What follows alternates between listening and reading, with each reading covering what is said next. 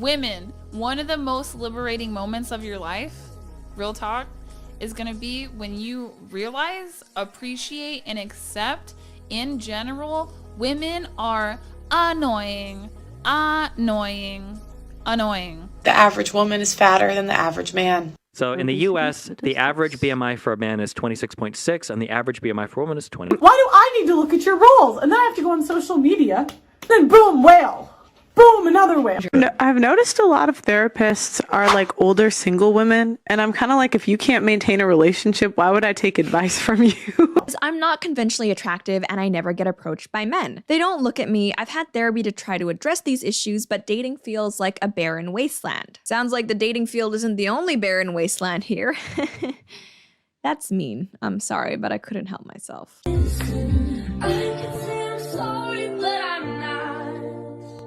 Okay, so I want to go into then a little bit why, the different reasons why I think, like, some red pill women might sort of like to sort of be a bit bitchy about women on the internet, okay? Well, first of all, one of the, like, obvious reasons, like, for men and women who bitch about women, it's like, it can be to make money, okay? It's a bit of a gold mine at the minute online to just slag off women, okay? But some of the other reasons, okay, like, I think there's a few different reasons why some women can be bitchy about women online, and, like, well, one of the reasons is, some women, I think they've listened to so much of this red pill stuff that they've come to believe it a little bit. Like the red pill, propaganda, it kind of brainwashes young men, well, not just young men, but brainwashes some men, okay, into seeing women in a negative light, okay, into thinking that women are not as bright as men, or not doing as well as men, or not as capable as men, and of, like, doing stuff in our society, or seeing women as, you know, not very nice, or just seeing them in a negative light, okay? So, like, if a man and a woman was having an argument, like, it would be presumed that it must be the woman who's in the wrong, because, you know, women have got this, like, not very nice nature, and women are illogical, and men are, like, portrayed as always sensible and always good, you know? Even that, footage of, like, Steve Crowder being horrible to his wife, like, some guys in the manosphere, they just look at that and think it's the woman being horrible, okay? And it's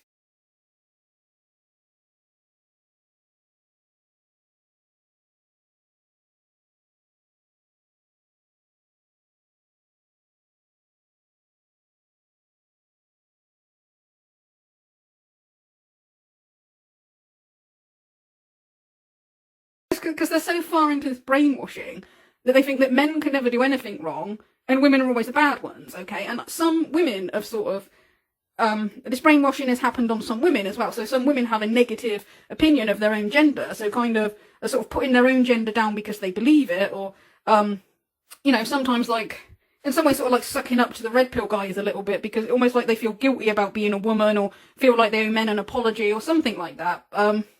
Which is a bit disturbing, but I have a little bit of sympathy for women in that situation, okay.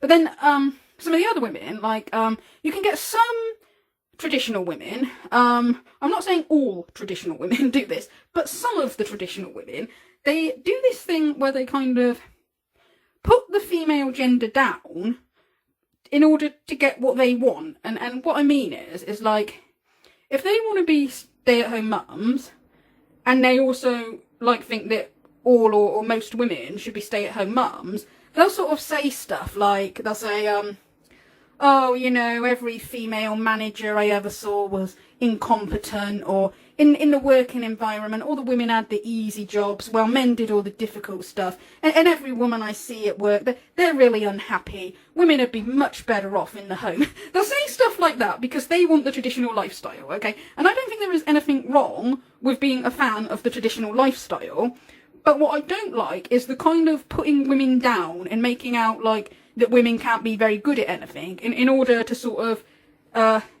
try to persuade people to go to the sort of traditional lifestyle, okay?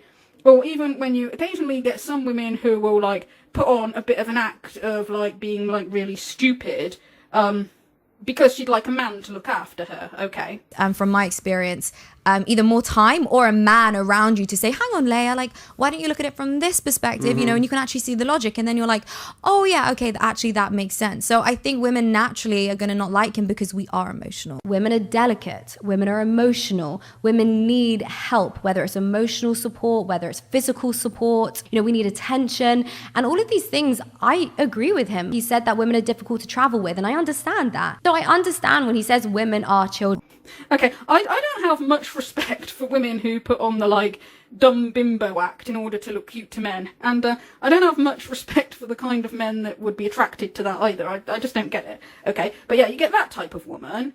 Another type of woman you sometimes see in the red pill community is the type that, like, they might be married and have children, and they kind of have this sort of attitude, a little bit of wanting to laugh at other women who they think have made mistakes and have cocked their life up, because it makes them feel a little bit like they're superior, and because they know that they're sort of people listening to their videos are mostly like guys from the red pill community who will find it funny to laugh at women, so that's why they'll like recommend sites that are like laughing at women's misery and stuff like that. Now, this is a screenshot from an account I follow on Twitter called Women Posting Their L's, which is just a hilarious account. I recommend you follow it. Because I would have thought, like, even if you think that there's a problem with, you know, modern Western women, and even if you think that a lot of modern Western women are making mistakes and cocking their lives up, I still would have thought that you would still prefer to hear stories of women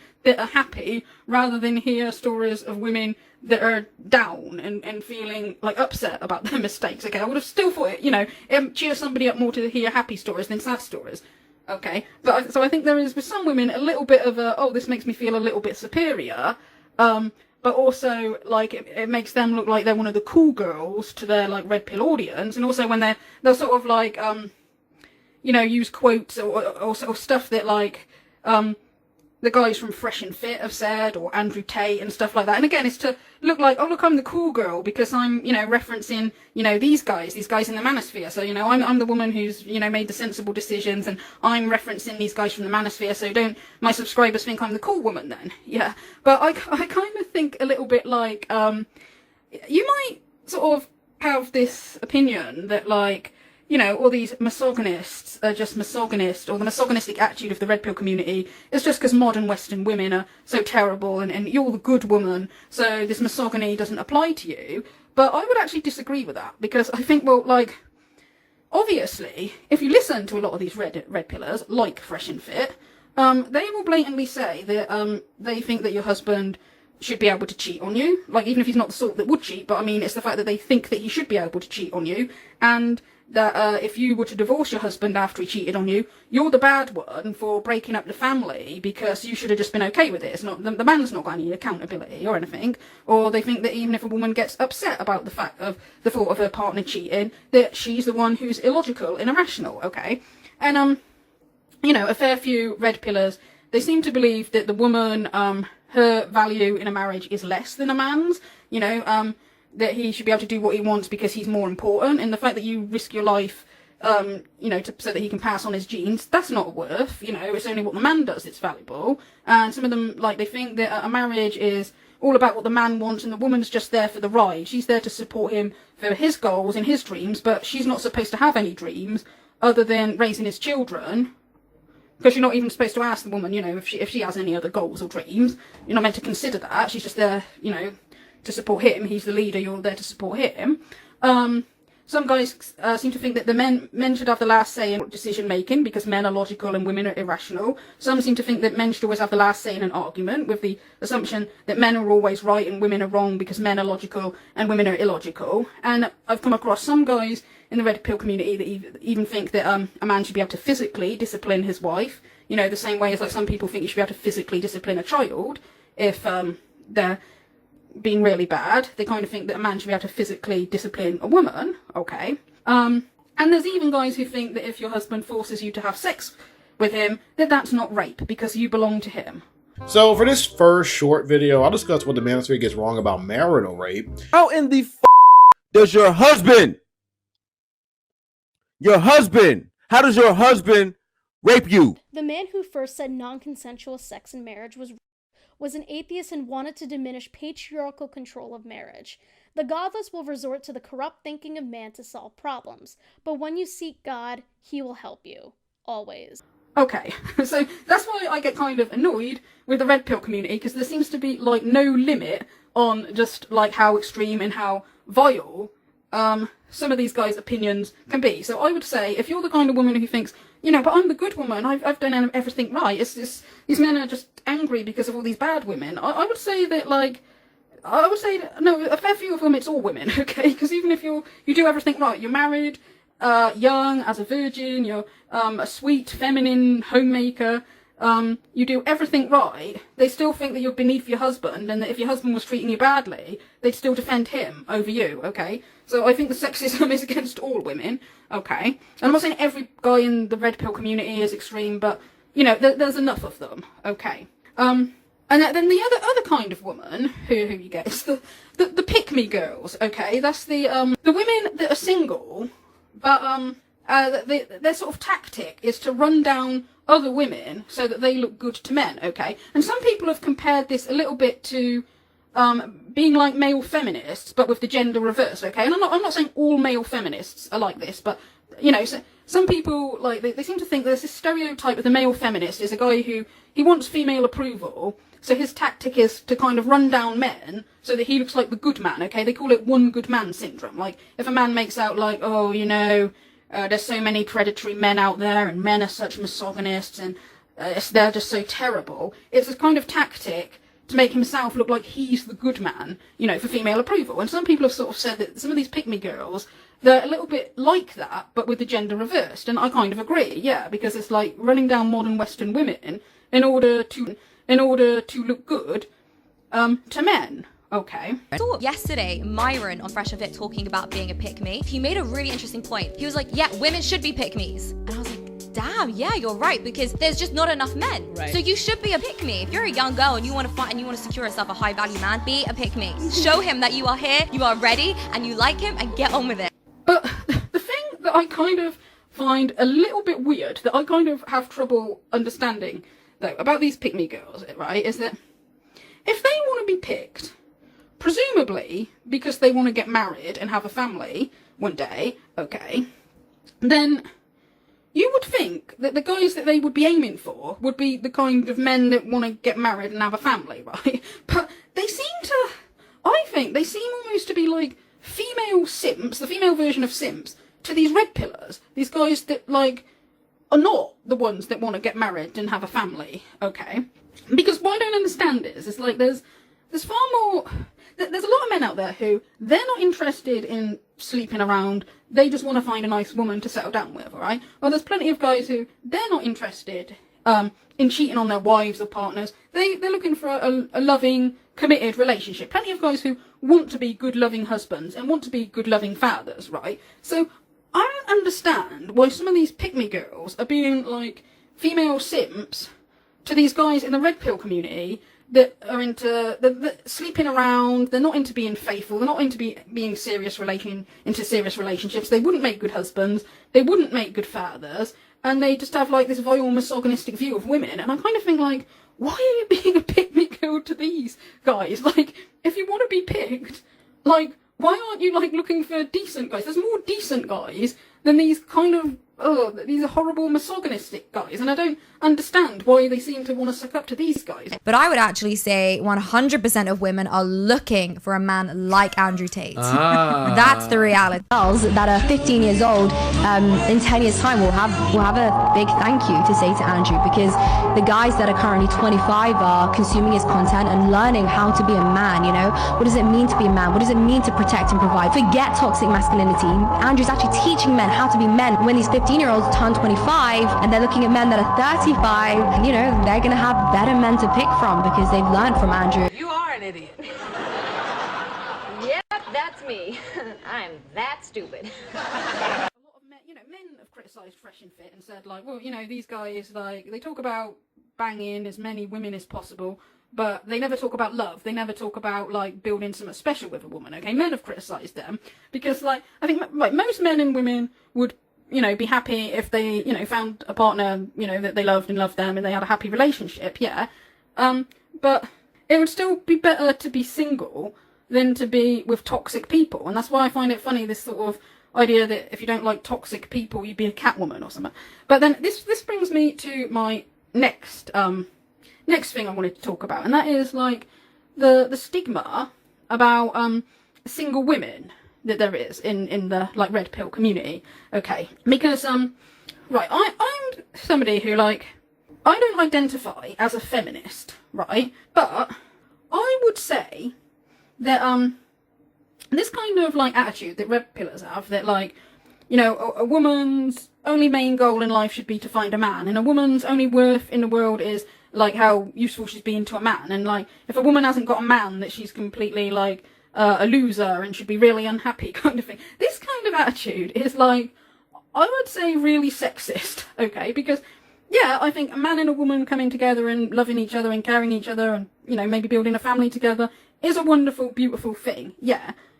But this idea that a woman's value is only in that, like, is sexist, right? Because a woman can also have value outside the home, you know, just the same way as a man can be a brilliant husband and father, but can still be valuable outside the home, okay? This, like, idea that a woman is only valuable, like, if she's got a man, is kind of really sexist, okay? And, I kind of think, like, some of these red pill women, like, say Pearl, whose YouTube name is just Pearly Things, right? Now, she makes fun of, like, women who are single and unmarried in their 30s, okay? And I kind of think that that's a little bit, I think part of the reason why she makes fun of them is because she's got a fear of being in that situation, okay? She sort of fears being, like, in that situation, so she sort of makes fun of other women to feel a bit superior, right? Because my understanding is that Pearl is 26 and single, and that's changed recently.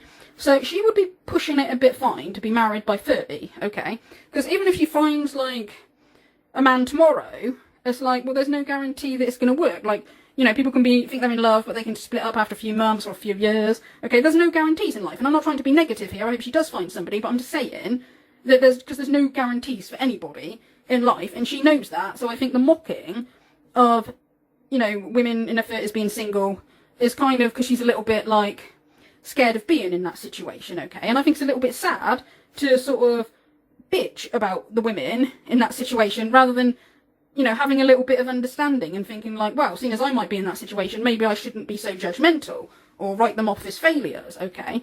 In fact, you could say that by, like, some of the manosphere standards, well, she kind of is in that situation, because some of the, like, manosphere and red pill community, like, they say stuff like, oh, don't date women over 25, or if a woman's not a virgin, she's not worth a soul, right?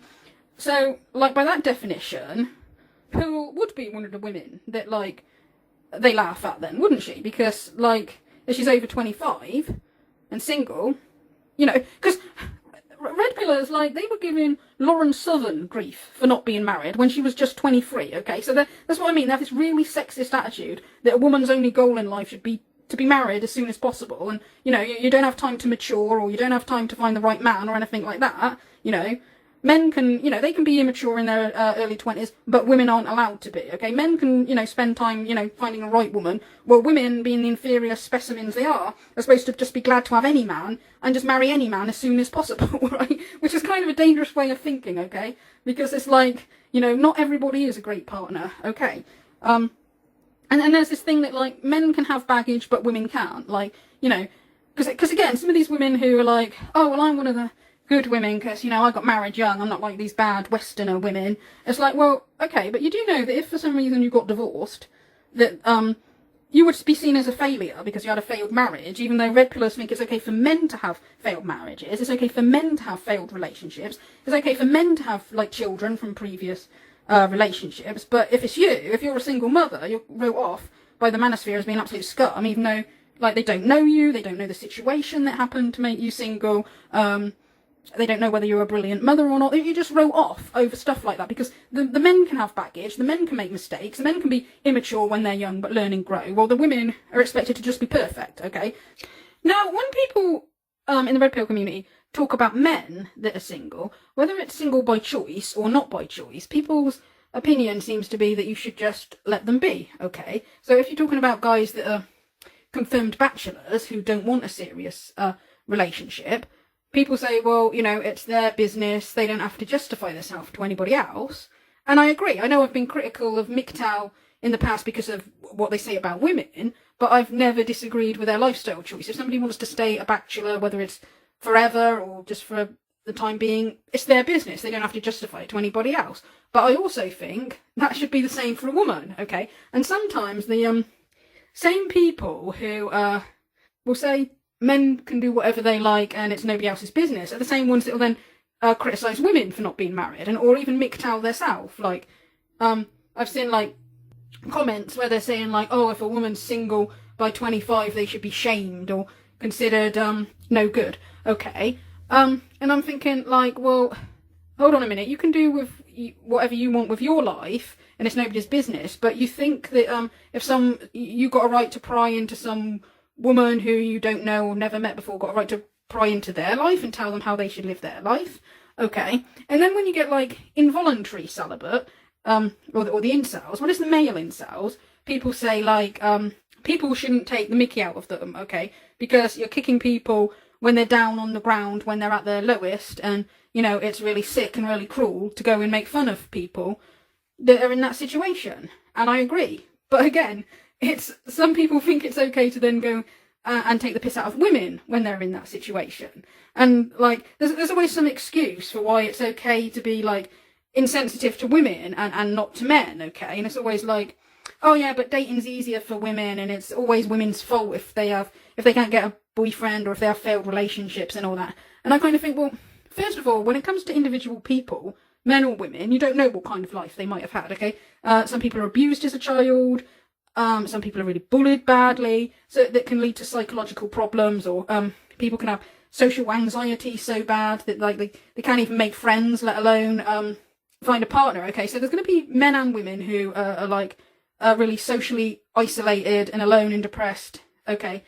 It's not just one gender, and I get that there's going to be more male incels than there are female incels, because as a generalisation, dating is harder for men, but that still doesn't mean that if a woman is an incel, that it's okay to laugh at her and enjoy her misery and just assume that, like, oh, you know, everything, because she's a woman, everything must have been easier for her than if she was a man, when you don't know her circumstances. But even if, like, somebody, even if you do think it's their fault, well, it's still not right to laugh and enjoy their misery, is it? Okay, I'm willing to bet there's a fair few people in the manosphere who, you know, they blame all their problems on women in society, yet they might have made cock-ups in their life as well. Okay, so when it comes to individuals, men or women, I don't think it's fair to just laugh and enjoy people's misery, okay? I think that's a bit bad either way.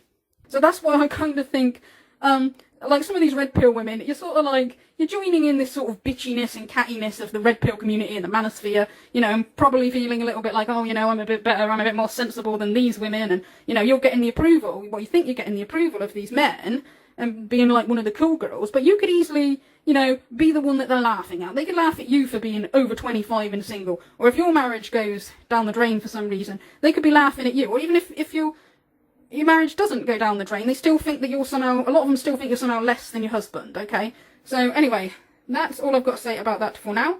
Thank you for listening.